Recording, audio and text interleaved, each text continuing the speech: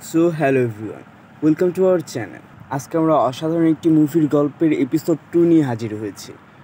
তো এই এপিসোডের শুরুতে আমরা নায়িকা এবং তার ননদকে দেখতে পাই, যারা কিনা কথা বলতেছিল।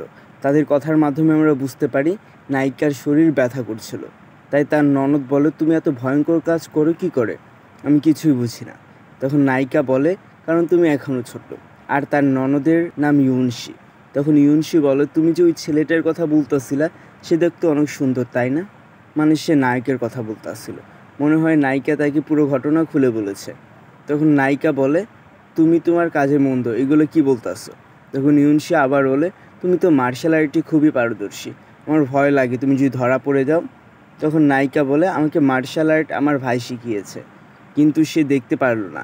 তখন নায়িকা লিখায় ভুল করে, তাই ইউনশি তাকে একটি কাগজ দিয়ে বলে, আমি জানতাম তুমি ভুল করবা, তাই আগিয়ে লিখে রেখেছে। এর থেকে বোঝা যায় নায়িকার ননদ অনেক ভালো। তারপর সিন কাট হলে আমরা নায়িকার শাশুড়িকে দেখতে পাই। আর এখানে কথা হলো, নায়িকা বিবাহিত, কার সাথে বিয়ে হয়েছে বা কে তার স্বামী সেই সম্পর্কে কোনো ধারণা পাওয়া যায়নি।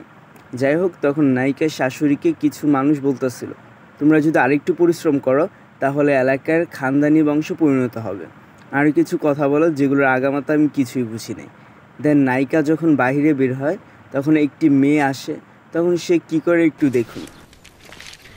ये इतनी बार यहाँ क्यों आती है जबकि ये शादीशुदा है? मुझे अभी इसकी बातें नहीं सुननी। তখন মেয়েটা রেগে সেখান থেকে চলে যায়। তারপর নায়িকা বাইরে গেলে দেখতে পারে যে সে যে একটি মেয়ে এবং তার মাকে সাহায্য করেছিল, সেই মেয়েটা আসে আর তাকে সালাম দেয়। সালামটা শুনে আমি বেশ অবাক হয়েছিলাম। যাই হোক, তখন মেয়েটা তাকে 2টা পিঠা দিয়ে সেখান থেকে চলে যায়। এটা দেখে সে ইমোশনাল হয়ে যায়। তারপর দেখা যায় নায়িকা যে প্রথম পার্টি কিছু সৈনিকদের মেরেছিল, সেই সৈনিকদের লিডার তাদের বলছিল, তোরা একজনকে মারতে পারলি না? তখন সৈনিকগুলো বলে, সে অনেক ভালো ফাইট করে। তারপর সিন কাট হলে আমরা নায়ককে দেখতে পাই, যে কিনা নায়িকার কথা ভেবে তীর উল্টাপাল্টা মারছিল। তা দেখে সবাই অবাক হয়, কারণ এর আগে সে এরকম কোনো দিনই করে নাই। পরের দৃশ্যে দেখা যায় নায়িকার শ্বশুর আসে। আমরা প্রথম পার্টে এই লোকটাকে দেখেছিলাম, মনে আছে? তো লোকটা তার মেয়ে মানে ইউনশিকে দেখে অবাক হয়। তখন নায়িকার শ্বশুর এবং শাশুড়ি একটা রুমে কথা বলে। সেখানে তার শ্বশুর বলে, তুমি নায়িকাকে নিয়ে একটু বের হতে পারো না?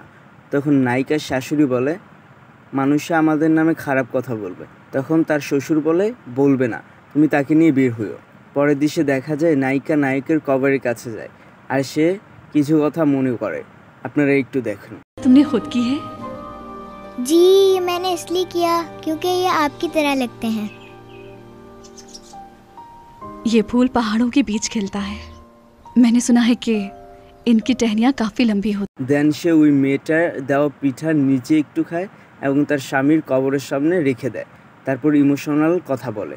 সে সেখানে বলে, দেখো আমি তোমার জন্য মানুষকে সাহায্য করছি।